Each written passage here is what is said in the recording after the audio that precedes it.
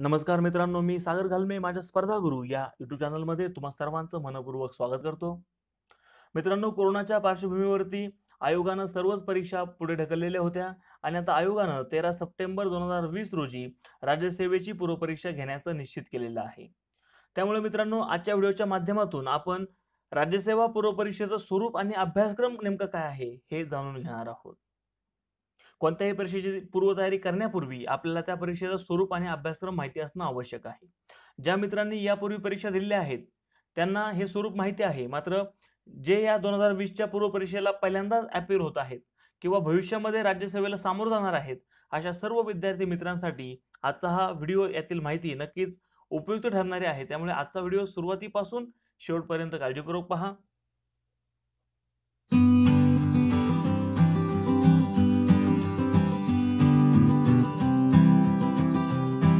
चला तर मित्रांनो, आजच्या व्हिडिओला सुरुवात करूया आणि जाणून घेऊया राज्यसेवा पूर्वपरीक्षेचं स्वरूप आणि अभ्यासक्रम.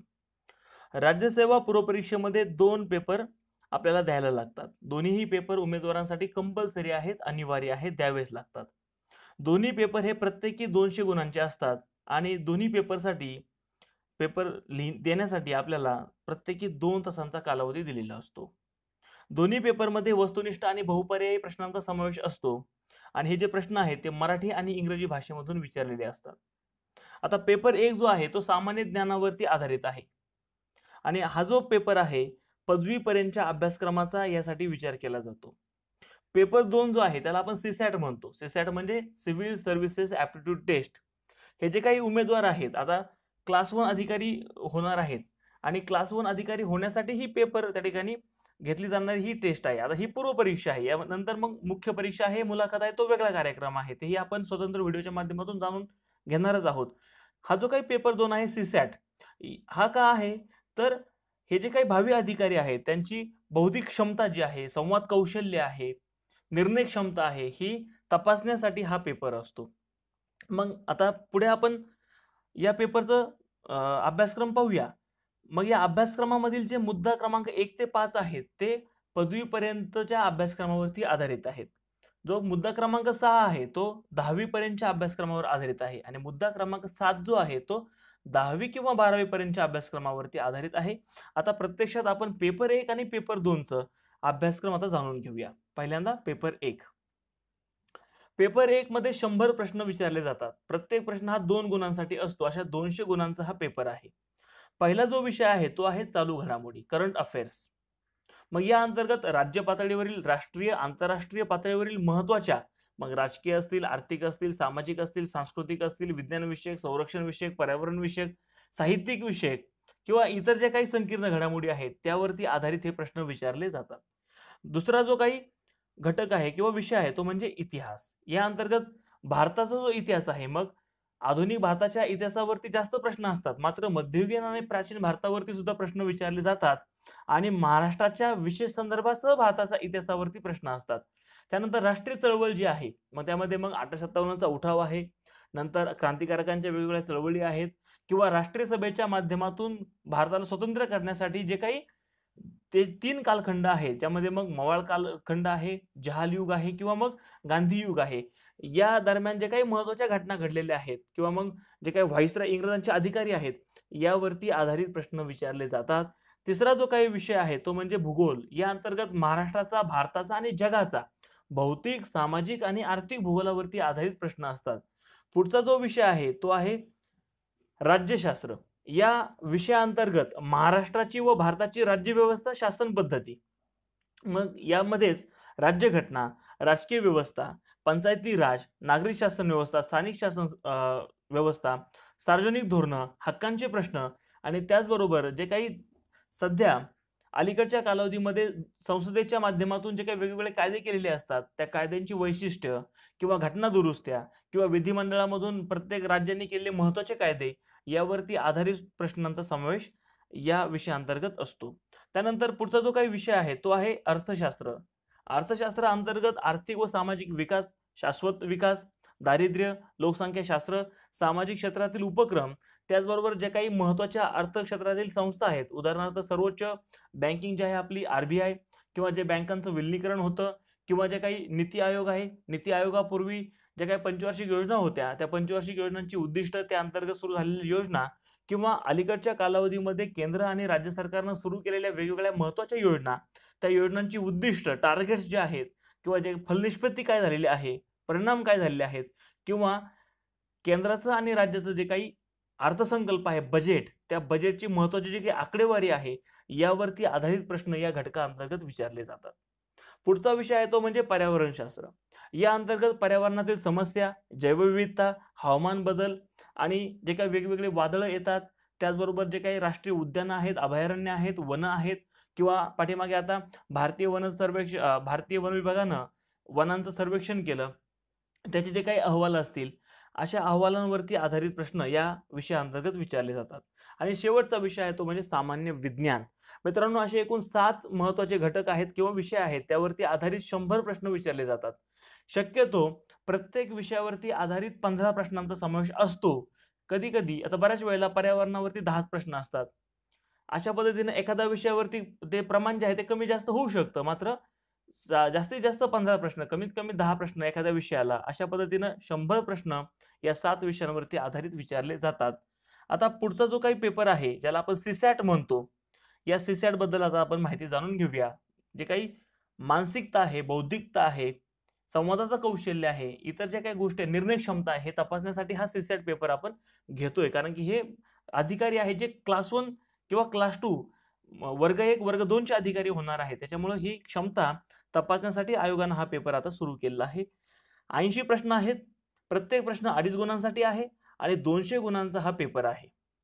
आता पाहूया यामध्ये कोणते घटक तपासले जातात. तेव्हा आकलन, आकलनावरती आधारित प्रश्न आहेत आणि वैयक्तिक कौशल्य आणि संवाद कौशल्य हे तपासण्यासाठी मित्रांनो, आकलन आणि हा जो काही मुद्दा 1-2 आहे, हे तपासण्यासाठी त्या ठिकाणी किंवा हे जे काही घटक आहेत, या घटकांमध्ये उतार्यावरती आधारित प्रश्नांचा समावेश या घटकांमध्ये असतो.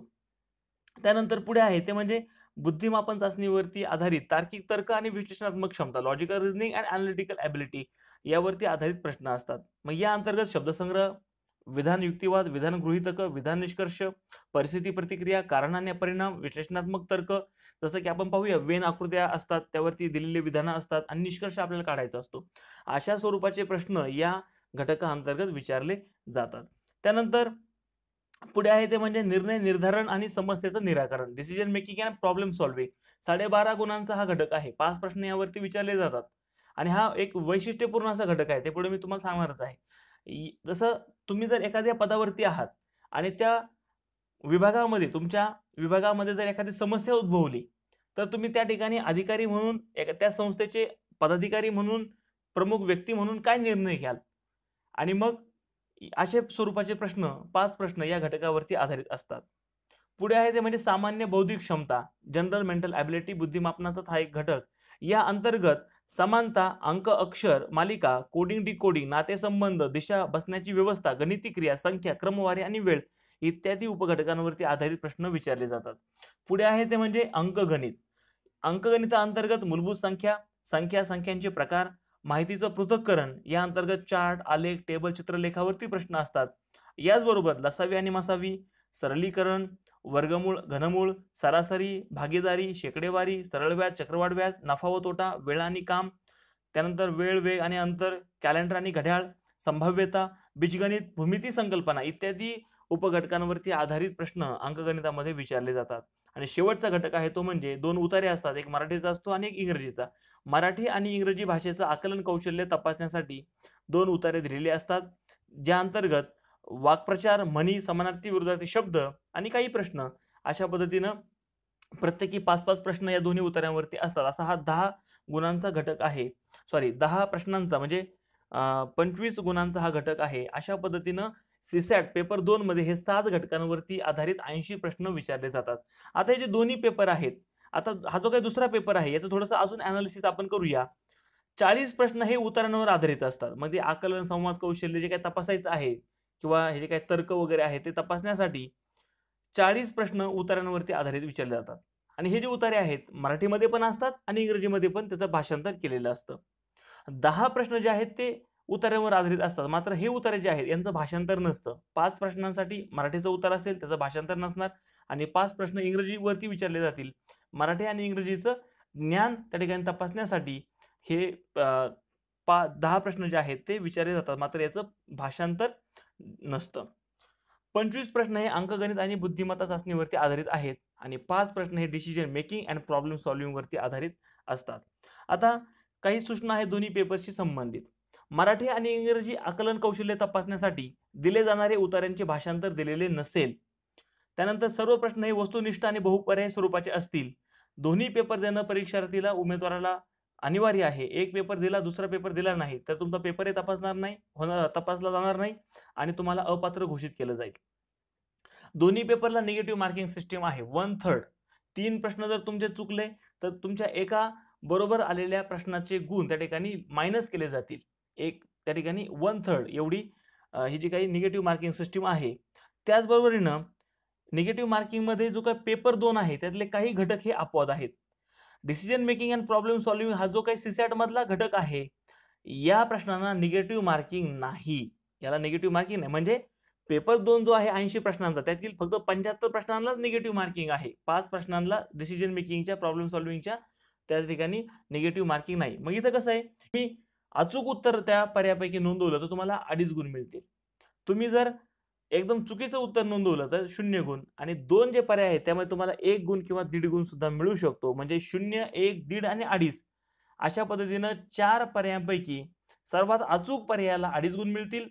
जे काही चुकीचं उत्तर आहे त्याला 0 गुण मिळतील. अशा पद्धतीनं तुम्ही नोंदवलेल्या पर्यायांना ह्या जी काही डिसिजन मेकिंग आहे त्यासाठी गुण दिलेले असतात. हा जो घटक आहे तो निगेटिव्ह मध्ये येत नाही. हा एक चांगला मुद्दा आहे आणि या घटकामध्ये जास्तीत जास्त प्रश्न म्हणजे गुण मिळवायला सुद्धा आपल्याला चान्स असतो. त्याच्यामुळे हे जे प्रश्न आहेत ते व्यवस्थित वाचून आपण काळजीपूर्वक सोडवले पाहिजेत. तर मित्रांनो, अशा प्रकारे आपण दोनही जे काही पेपर आहेत, जनरल स्टडीज वरती आधारित, त्यानंतर सीसॅट वरती आधारित दोन्ही पेपरचे जे काही घटक आहेत त्यावरती आपण नजर टाकलेली आहे. जे पहिल्यांदाच या पेपरला सामोरे जात आहेत त्या सर्व मित्रांसाठी हा जो काही आजचा व्हिडिओतील माहिती आहे ही नक्कीच उपयोगी ठरणारी आहे. आपण संपूर्ण व्हिडिओ पाहिला त्याबद्दल मी आपला आभारी आहे. सर्वांनाच आगामी राज्यसेवा परीक्षेसाठी खूप खूप शुभेच्छा. आजचा व्हिडिओ जर तुम्हाला मित्रांनो आवडला असेल तर नक्कीच लाईक करा, शेअर करा, कमेंट करा आणि चॅनल सबस्क्राईब केलं नसेल तर आवर्जून सबस्क्राईब करा. आता पुढचा जो व्हिडिओ आहे मित्रांनो तो आपण जी काही राज्यसेवेची मुख्य परीक्षा आहे त्याचं स्वरूप आणि अभ्यासक्रमावरती आधारित व्हिडिओ असणार आहे. त्याच्यामुळे तोही व्हिडिओ तुम्ही आवर्जून पहा आणि नवनवीन माहितीसाठी पाहत रहा आपला आवडता चॅनल स्पर्धा गुरु. धन्यवाद.